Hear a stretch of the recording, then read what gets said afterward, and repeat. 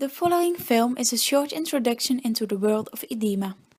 There are 4 types of edema: primary and secondary lymphedema, edema caused by venous insufficiency, as well as lipedema. The first and most common one is called lymphedema. There's a difference between primary and secondary lymphedema. Primary edema is congenital, and secondary edema is caused by a trauma of some parts of the lymphatic system, for example after surgery. Because of the trauma, the lymphatic system is not able to transport the lymph through the lymph nodes and main trunk into the blood circulatory system. Consequently, the lymph can't get drained back into the blood, hence the body parts get swollen. Another type of edema is caused by venous insufficiency.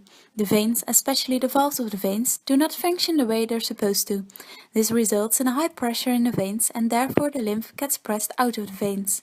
As a result, the tissue contains a large amount of lymph and gets swollen. The last type of edema is lipedema. Lipedema is a chronic disorder which is most common by women. With lipedema there are too many fat cells in the tissue. Lipedema will always be symmetric. The most common areas that contain lipedema are the thighs and legs.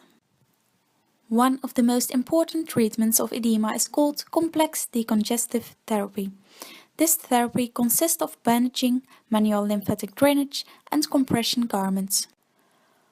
Firstly, the area that contains the edema will be treated with special bandages.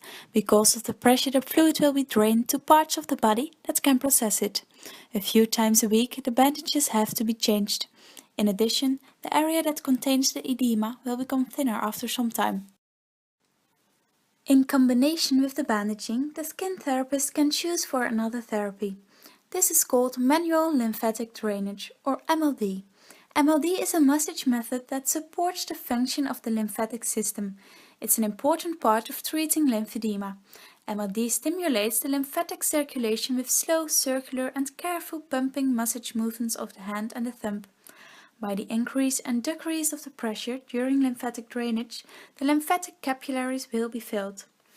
This procedure intends to redirect fluid from swollen areas to healthy lymphatic vessels, transporting it back to the normal circulatory system. Generally, when a difference in volume has decreased 5 to 10%, the patient doesn't have to wear the bandages anymore. In addition, the skin therapist will give the patient special compression gear, whereby the result of the treatment will be maintained. The compression gear is an elastic stocking that gives pressure on the skin. Therefore, the lymph gets pushed into the direction of the lymph nodes that are still working. This compression gear has to be worn every day. Furthermore, it's important that the patient moves the edematic parts of the body regularly. Beside the complex decongestive therapy, a skin therapist can use other techniques to treat edema. One of these treatments is called endermology. Endermology is a type of connective tissue massage which is performed by an LPG device. This kind of treatment is most common when the patient suffers from lipedema. The LPG device has 2 cylinders. Because of the airflow, the skin gets gently sucked in between the 2 cylinders while the cylinders roll over the skin. The slow and regular movements stimulate the blood circulation, breaks up pockets of cellulite and softens the tissue, thereby increasing the amount of oxygen and nutrients in the different layers of the skin. Consequently, the skin gets healthier, softer and stronger.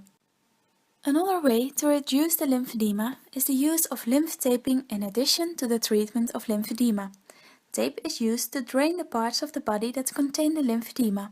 It is not always possible to use the compression therapy with bandages, for example when there is lymphedema in the face, neck or chest. A special technique is therefore used to place the tape on the skin. This causes room between the upper and lower layers of the skin. Additionally, the lymph fluid gets reabsorbed by the vessels, which transport the lymph back to the bloodstream. Finally, when the treatments end, it is important that the patient follows the instructions of the specialist at home. This is called self-care. Self-care has beneficial influences on the condition of the edema. If possible, the skin has to be cleaned and cared for every day, and the patient has to exercise enough to keep the muscles moving.